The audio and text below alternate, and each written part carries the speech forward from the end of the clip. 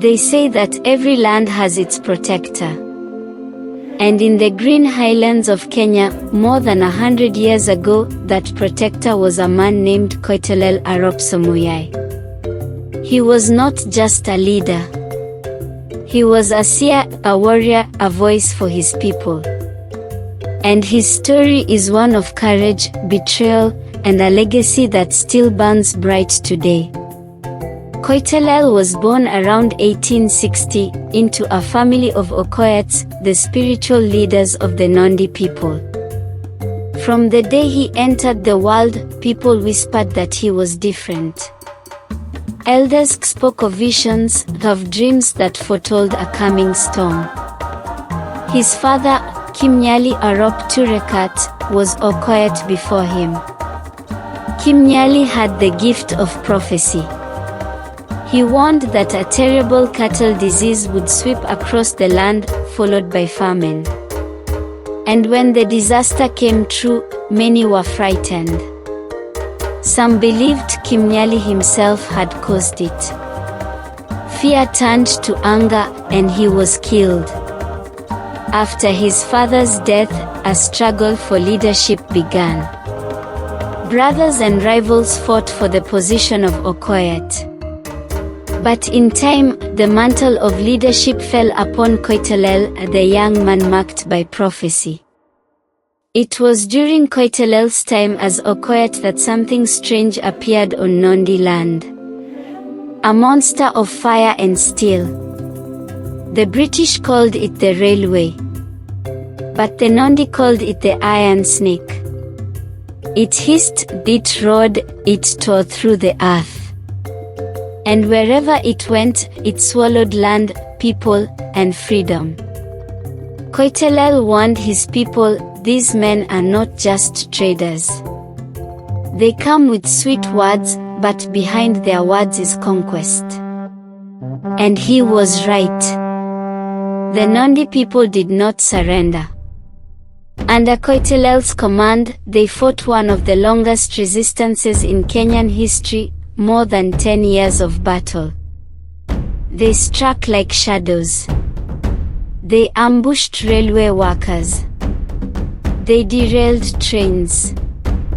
They attacked British soldiers and vanished back into the hills. The British had guns, cannons, and endless reinforcements. The Nandi had spears, courage, and the wisdom of Koitalel. And for years, the Nandi could not be broken. But the British grew desperate. They realized that as long as Koitalel lived, the fire of resistance would never die.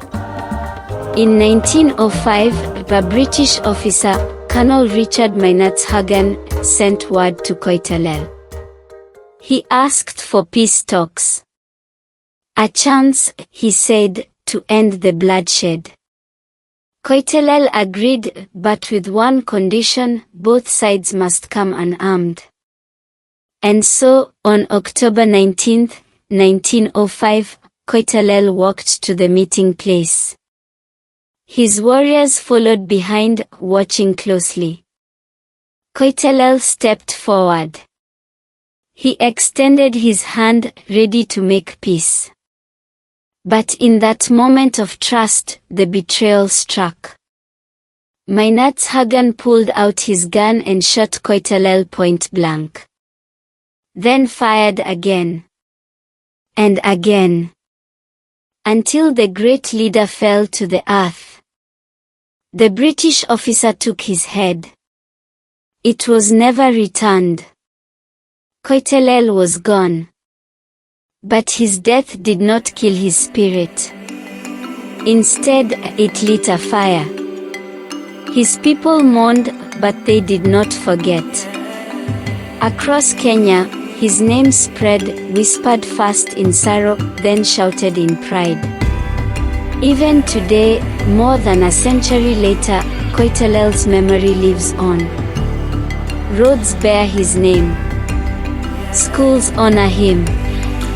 In Nandi Hills stands his mausoleum, a reminder that truth, though silenced, never dies. Koitalel Arap Samoei was more than a man. He was a vision, a prophecy fulfilled, a protector whose courage still inspires the fight for justice and freedom. And when the wind sweeps across the Nandi Hills, some say you can still hear his voice, warning, guiding, reminding us that betrayal may kill a man, but it can never kill a people's spirit.